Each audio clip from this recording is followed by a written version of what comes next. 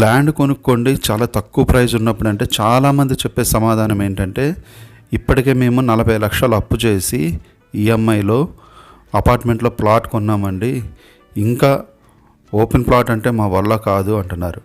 40 లక్షలు అప్పు చేసి మీరు అపార్ట్మెంట్లో ఒక ప్లాట్ కొన్నారు, ఓకే. ఇంకొక 4 లక్షలు అప్పు చేసి ఇలాంటి ప్లేస్లో ఒక ప్లాట్ కొనుక్కోండి. చక్కగా 121 గజాలు స్థలం వస్తుంది, జస్ట్ 4 లక్షలకే వస్తుంది. అది కూడా ట్రిపుల్-ఆర్కి నియర్ బై ఉంటుంది. మీకు కనిపిస్తున్న చివరి ఎడ్జే ట్రిపుల్-ఆర్ రాబోతుంది, రీజనల్ రింగ్ రోడ్డు.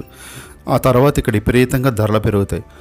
సపోజ్ మీరు ఒక అపార్ట్మెంట్లో ప్లాట్ కొన్నారు 40 లక్షలు ఇచ్చి, కానీ అది మీకు ఎప్పటి వరకు ఉపయోగపడుతుంది?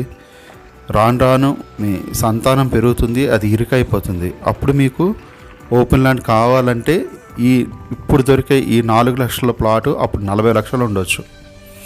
కాబట్టి ఫ్రెండ్స్ అర్థం చేసుకోండి, ఎప్పుడైనా సరే మనం ఒక ఆడపిల్లకు పెళ్లి చేయాలంటే ఫ్యూచర్లో ఒకటి అప్పైనా చేయాలి, లేదా ఆస్తైనా అమ్మాలి.